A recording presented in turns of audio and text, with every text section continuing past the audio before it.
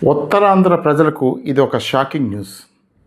Bhogapuram airport వస్తుందనే సంబరం ఓ పక్క కూటమి ప్రభుత్వం చేసుకుంటున్నా, ఈ భోగాపురం ఎయిర్పోర్ట్లో ఉత్తరాంధ్రకు చెందిన ఒక్కరికి కూడా ఉద్యోగాలు ఇవ్వట్లేదు. ఇది shocking news. Srikakulam, Vizianagaram, Visakhapatnam, east Godavari ఈ జిల్లాల నుంచి ఎవరిని కూడా ఉద్యోగాల్లోకి తీసుకోకూడదని చెప్పి జిఎంఆర్ వాళ్ళు నిర్దేశించారు. ఇది అనధికారికంగా జరుగుతున్న ఇవాళ మనకి ఉద్యోగాలు వచ్చేస్తాయి, ప్రతి ఇంటికి ఒక ఉద్యోగం వచ్చేస్తుంది అవన్నీ నమ్మబలికి అక్కడ దాదాపు 2700 ఎకరాల భూమిని ప్రభుత్వం సేకరించి జిఎంఆర్కి ఇచ్చింది. ఎంతోమంది ఆందోళన చేశారు, మా భూములు పోతే మా బతుకులు ఎలాగా, మేము జీవనం ఎలాగని. అంటే అభివృద్ధి చేస్తున్నాం కదా, అభివృద్ధి చేస్తున్నప్పుడు ఇటువంటి త్యాగాలు చేయాలని చెప్పి 2700 ఎకరాల భూమిని ఆ రోజు ప్రభుత్వం తీసుకుంటే ఈవేళ ఎయిర్పోర్ట్ పూర్తయిపోయింది. ఆగస్టు 1వ తారీఖున ప్రధానమంత్రి నరేంద్ర మోడీ గారి చేతుల మీదుగా ఈ ప్లాంటు ఓపెన్ అవుతుంది. పైగా జాతికి అంకితం చేస్తున్నామని ప్రకటన కూడా వెలువడింది. జాతి అంటే ఎవరు? అంటే ఇక్కడ భూములు ఇచ్చిన వాళ్ళు, ఈ ప్రాంత వాసులు అందరూ కూడా జాతిలో లేరా? భారతదేశంలో లేరా? వీళ్ళు మనుషులు కాదా? వీళ్ళకి ఉద్యోగాలు అవసరం లేదా? వీళ్ళు బతకనవసరం లేదా? భూములేమో ఈ ప్రాంతానికి తీసుకున్నారు, ఉద్యోగాలేమో వేరే ప్రాంతాల వాళ్ళకి ఇస్తే ఇక్కడ చూస్తూ కూర్చొని ఊరుకోవాలా?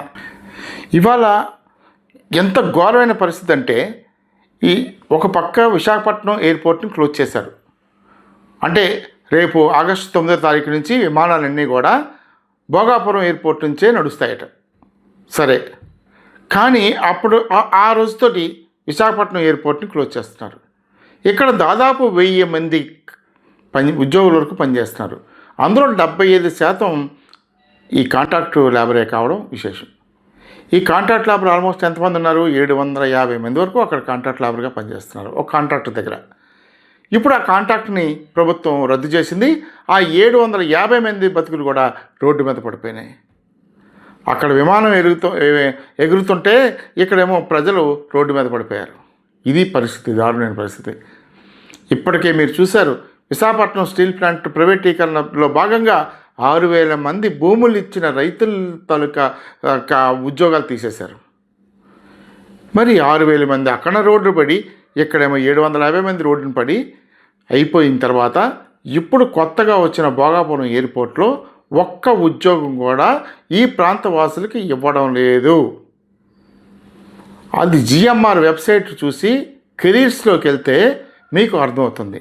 అందులో శ్రీకాకుళం నుంచి ఎవరైనా సరే ఉద్యోగానికి దరఖాస్తు చేసినా, శ్రీకాకుళం నుంచి చేసినా, విజయనగరం నుంచి చేసినా, విశాఖపట్నం నుంచి చేసినా, ఈస్ట్ గోదావరి నుంచి చేసినా అప్లికేషన్ యాక్సెప్ట్ చేయదు ఆ వెబ్సైట్. అంటే స్థానికులకి ఉద్యోగాలు లేవు అని ఖండితంగా వాళ్ళు చేశారు. మరి ఈ ప్రభుత్వాలు దీని గురించి మేము ఎవరిని అడగాలి? కేంద్ర విమానయాన శాఖ మంత్రిత్వ శాఖను అడగాలా? ఆ శాఖకు బాధ్యత వహిస్తున్న మంత్రి రామ్మోహన్ నాయుడుని అడగాలా? లేకపోతే ఈ రాష్ట్రాన్ని పరిపాలిస్తున్న ముఖ్యమంత్రి చంద్రబాబు గారిని అడగాలా?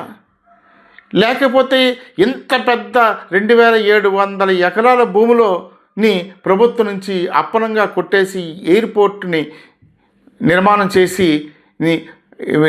చేసిన జిఎంఆర్ని అడగాల? ఎవరిని అడగాలి? దీనికి సమాధానం చెప్పండి.